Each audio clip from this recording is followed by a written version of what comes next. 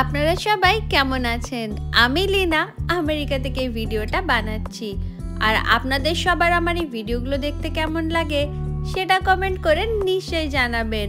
তো আজকে সকালে রেডি হয়ে পড়ে আমরা সবাই বেরিয়ে পড়েছি এখন পাহাড় দেখতে যাওয়ার জন্য, যে জায়গাটার নাম গ্রেট স্মোকি মাউন্টেন। তো আমরা ঘুরতে আসার শুরু থেকেই প্রত্যেকটা জায়গার ভিডিও এখানে শেয়ার করেছি, আশা করি অনেকেই দেখেছেন। যারা দেখেননি তারা নিশ্চয়ই আমার এই ভিডিওগুলো দেখবেন। তো ওই দূরে যে সাদা পাহাড়টা দেখা যাচ্ছে ওটা পুরো বরফে ঢাকা হয়ে গেছে। এখানে ঘুরতে এসে জানলাম যে আমরা আসার 2-3 দিন আগেই এখানে প্রচুর বরফ পড়েছে। তো ওই পাহাড়টাই যাবার আগেই রাস্তার মাঝে প্রচুর ভিউ পয়েন্ট আছে। সেই এক একটা জায়গাতে গাড়ি নিয়ে সবাই দাঁড়াচ্ছি আর প্রত্যেকটা জায়গা দেখতে দেখতে তারপরে একদম শেষে ওখানে যাব। এখানে পাহাড়ে কিছুটা ওঠার পরে জানতে পারলাম বেশ অনেকগুলো ভিউ পয়েন্টই বন্ধ হয়ে গেছে, কারণ এত বেশি বরফ পড়েছে যে সেই সব রাস্তা দিয়ে গাড়ি নিয়ে যাওয়া যাবে না। তাই বিপজ্জনক হয়ে ওঠার জন্য তারা রাস্তাগুলো আগেই বন্ধ করে দিয়েছে। তো বরফ পড়েছে দেখে আমি যতটা খুশি হয়েছিলাম ঠিক ততটাই এখন আবার আমার খারাপও লাগছে যে এত দূর থেকে আমরা সবাই ঘুরতে এলাম কিন্তু কতগুলো জায়গা আবার দেখতেও পাবো না। তো এই ভিউ পয়েন্টটা দেখা হয়ে গেল। এখান থেকে বেরিয়ে পরে আমরা আবার সামনের দিকে যাচ্ছি। যেতে যেতে দেখছি বেশ রাস্তাতে অল্প অল্প বরফ এখান থেকেই দেখা যাচ্ছে। বরফের ওপরে আমি জানি না আমার কি ভালোবাসা। যখন থেকে আমি আমেরিকাতে এসেছি আর পোর্টল্যান্ডে থেকেছি তখন থেকে যেন বরফের সাথে এক আলাদাই ভালোবাসা হয়ে গেছে আমার। যেখানেই দেখি স্নো পড়েছে সেই জায়গাটা আমার খুব প্রিয় হয়ে ওঠে।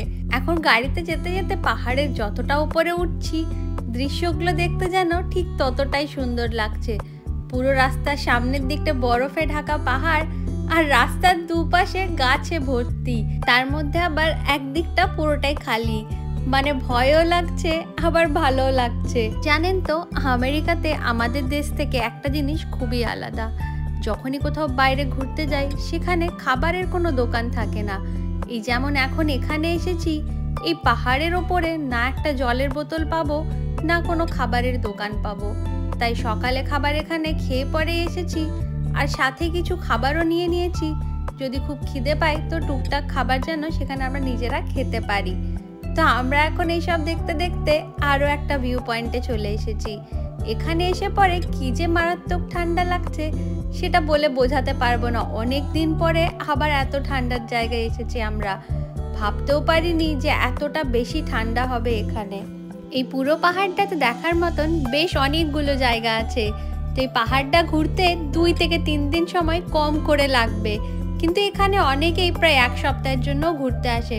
যারা এই পাহাড়ের ওপরে ক্যাম্পিং করে, ট্রেল করে, পাহাড়ে পুরো হেঁটে হেঁটে ঘোরে, তাদের জন্য আরও অনেক বেশি সময় লাগবে। তা আমরা এখানে মাত্র 2 দিনের জন্যই এসেছি, তার মধ্যেই ভেবেছি ঠিক যতটা পারবো ততটা ঘুরে নেব। এখন চলে এসেছি আমরা ওই দূর থেকে যে পাহাড়টা দেখাচ্ছিলাম বরফে ঢাকা সেই জায়গাটাতে, কিন্তু এখানে এসে পরে দেখতে পাচ্ছি যে প্রায় -5 থেকে 6 ডিগ্রির উপরে টেম্পারেচার আছে, মানে মারাত্মক ঠান্ডা লাগছে এখন এখানে। কারণ আমরা আসার সময় একদমই জানতাম না যে এখানে বরফ পড়তেও পারে, তাই সেরকম ঠান্ডার জামা কাপড় খুব একটা নিয়ে আসিনি। ওই হালকা জ্যাকেট, হালকা কোট এইসব নিয়ে এসেছিলাম। আর এখানে যত হাওয়া দিচ্ছে তার জন্য আরো অনেক ভারী কোট আনতে হতো আমাদের। এই ঠান্ডা হাওয়াতে পুরো মুখ হাত সব জমে যাচ্ছে। কি ফটো তুলবো আর কি ভিডিও বানাবো কিছু বুঝতেই পারছি না আমি। আমার মনে হচ্ছে কখন গাড়িতে যাব আর যেয়ে পরে হিটারটা অন করে বসবো সেখানে। এমনি এখানে বরফ পড়েছে তো জায়গাটা দেখতে আরোই সুন্দর লাগছে পুরো, কিন্তু এত ঠান্ডা লাগছে এখানে যে কিছু বুঝতে পারছি না যে কি করব। আগে যখন পোর্টল্যান্ডে থাকতাম ওখানে এই ঠান্ডাটা কোনো ব্যাপারই থাকতো না, কিন্তু এখন গরমে থেকে থেকে এই ঠান্ডাটা যেন মারাত্মক লাগছে। এইভাবে ঠান্ডায় কাঁপতে কাঁপতেই আমরা 4 জনে প্রায় 1 ঘন্টার মতন ঘুরলাম এখানে। তারপরে এখন গাড়িতে চলে এলাম যেখানে হিটার অন করে সবাই বসে পড়েছি। আর যেহেতু অনেক সকাল সকাল বেরিয়েছিলাম তাই সবার অল্প খিদেও পেয়ে গেছে। তো কিছু ফল নিয়ে এসেছিলাম বাড়ি থেকে, সেগুলোই বসে পড়ে সবাই এখানে একটু খেয়ে নিচ্ছি। কারণ এই পাহাড় থেকে নিচে মেন মার্কেটে পৌঁছতে প্রায় 1.5 ঘন্টার মতন সময় লাগবে। তো তার জন্য এখানে অল্প খাবার খেয়ে নিচ্ছি, তারপরে নিচে নেমে পরে ওখানে খাবার খাবো। এখন প্রায় সন্ধেও হয়ে গেছে, অন্ধকার হবার আগেই আমাদেরকে মেন মার্কেটে পৌঁছে যেতে হবে। আজকে আমরা এই পাহাড়টার একটা সাইড বেশ ভালোই ঘুরে নিলাম, আবার কালকে সকাল সকাল জলদি জলদি উঠে পড়ে আসবো বাকি পাহাড়টা ঘোরার জন্য। তো আজকের এই ভিডিওটা আমি এখানেই শেষ করছি। আপনাদের সবার আমার এই ভিডিওগুলো দেখতে কেমন লাগে সেটা কমেন্ট করে নিশ্চয়ই জানাবেন। আর অনেক জলদি দেখা হবে আবার অন্য একটা নতুন ভিডিওতে আপনাদের সবার সাথে।